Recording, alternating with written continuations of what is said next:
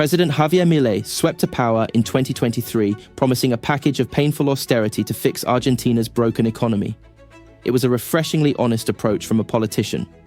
And after a century of broken promises and national decline, marked by 9 sovereign defaults and 23 IMF programs, the Argentine electorate was willing to give a firebrand economist a chance to fix what was once one of the world's leading economies. And the results have been dramatic.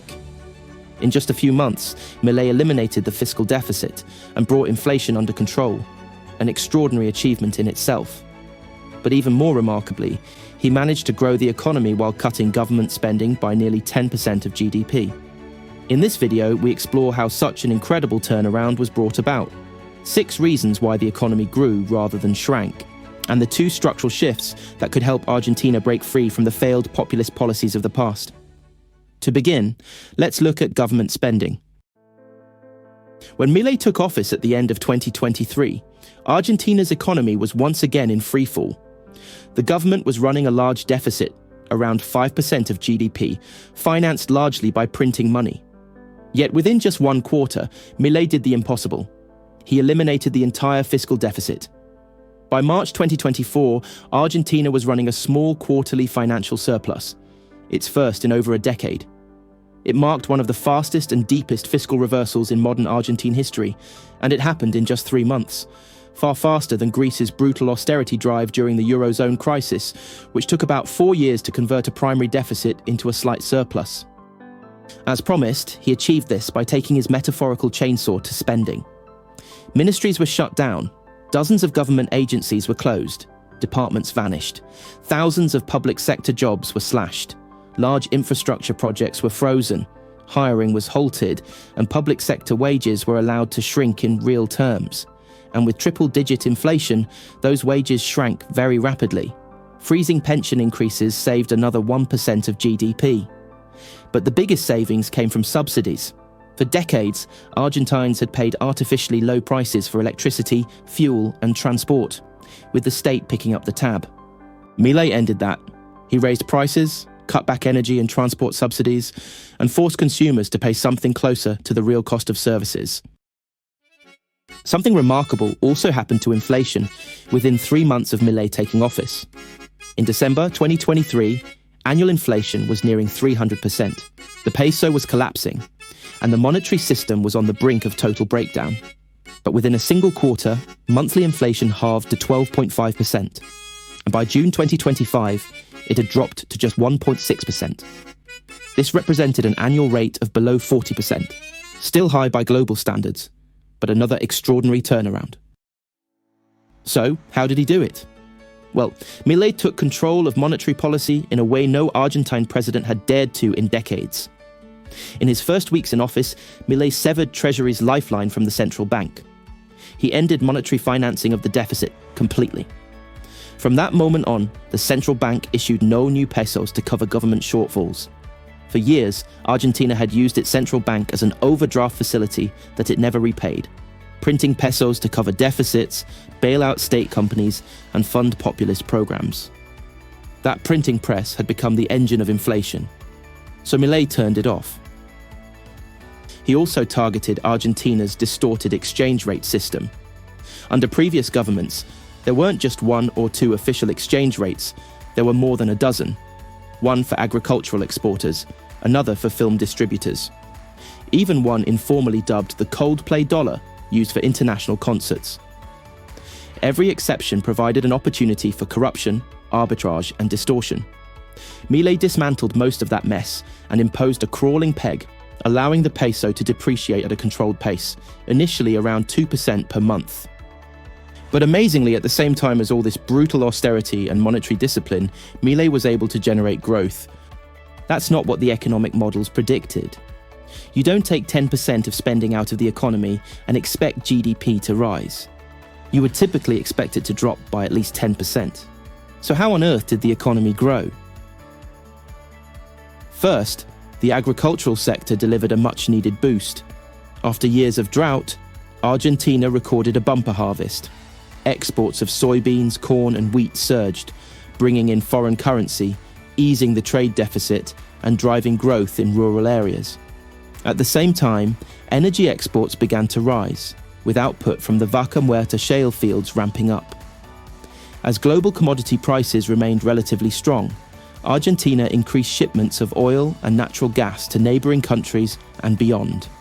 Together, agriculture and energy acted as natural counterbalances to falling public expenditure, injecting dollars into the economy just as the state was pulling back. Next, confidence returned. For the first time in years, markets believed Argentina was serious about economic reform. Milei's ability to force through radical reforms and then report rapid results improved investor sentiment, lowered borrowing costs, and encouraged a modest return of capital that had previously fled the country. Fourthly, while universal subsidies and transfers were scaled back, the government maintained, and in some cases expanded, targeted welfare programs for Argentina's poorest households. This helped sustain a basic level of consumption and prevented a complete collapse in domestic demand. Next, foreign exchange liberalization removed many of the barriers that had previously crippled importers. Businesses regained access to dollars, allowing them to resume purchasing critical inputs and equipment. This supported both manufacturing output and overall productivity. Finally, private investment began to pick up, particularly in sectors such as energy, agribusiness, and financial technology. With the removal of price controls and multiple exchange rates, businesses finally had a predictable framework in which to operate. In this environment, clarity itself acted as a form of stimulus. In short, the Argentine economy didn't grow because of austerity, but in spite of it. And Milei was fortunate. A surge in agriculture and commodity exports arrived just in time to cushion the blow of his harsh reforms.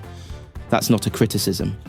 It's entirely positive, and importantly, it means that Milei's program got a timely tailwind, one that makes its ultimate success more likely. So what is the outlook for the economy? Well, it's actually looking quite rosy.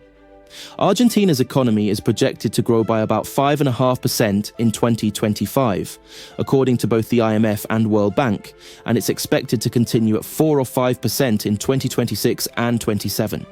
That's one of the highest rates in Latin America. Inflation is expected to fall to between 20 and 25%, continuing to decline thereafter towards single digits by the end of 2026. And poverty, which spiked above 55% in early 2024, eased to around 36% by year-end, and likely declined further in early 2025.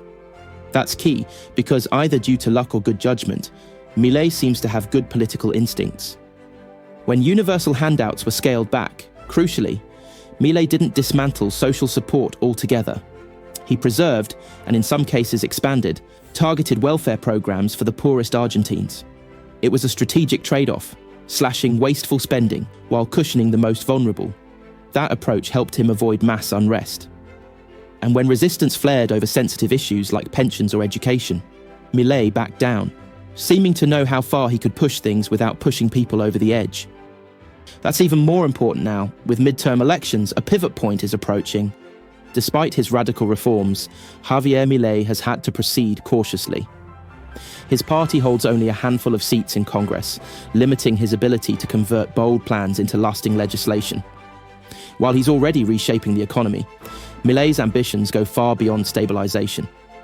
He wants to embed a new constitutional balance, redefining the state in line with Argentina's economically liberal past. Whether that vision becomes reality will depend on the outcome of the approaching midterms in October. He needs a stronger legislative mandate to deliver it.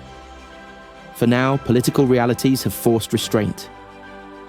To maintain his tough stance on inflation, Milei has kept the peso at an overvalued exchange rate, delaying the devaluation many expected.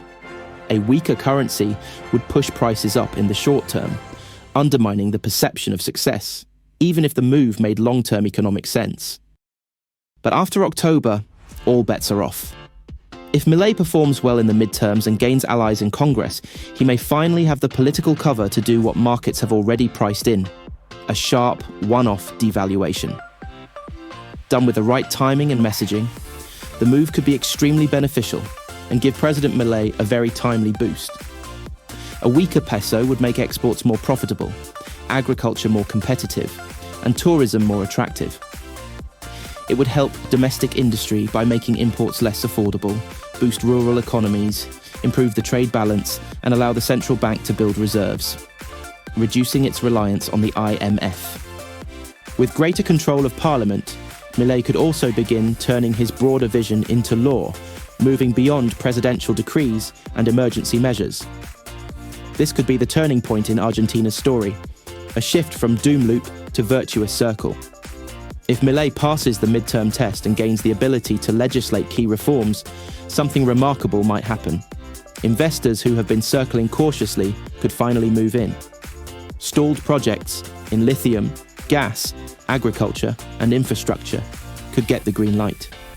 If Milei secures a real mandate and looks like a serious contender for re-election, business leaders, domestic and foreign, may stop asking, what if this unravels, and start asking, how do I get in now? That kind of shift in sentiment matters. When confidence improves, investment flows. When investment flows, productivity rises. Growth strengthens. Higher growth brings higher revenues, easing fiscal pressure. With a stable currency and anchored inflation, real wages can recover. Consumption rebounds, exports rise, debt becomes sustainable. The cycle feeds itself, upwards. And that would be a profound shift from Argentina's usual doom cycle, where populism leads to deficits, deficits lead to money printing to inflation and crisis inevitably to more populism. The turnaround isn't the result of a miracle. It has been hard fought for and won, and it's what happens when a country starts making good decisions. Undoubtedly, Argentina has also had some luck. The bumper harvest helped, as did rising energy exports. But after years of pain, it probably deserved a break. And it also undoubtedly deserves a lot of credit for finally taking the hard decisions that make real, long-term sustainable recovery a possibility. A link for the next video should be showing on your screen now. Just click to keep watching. I hope you enjoyed this video. If you did, then please like, subscribe, and comment. Thanks for watching.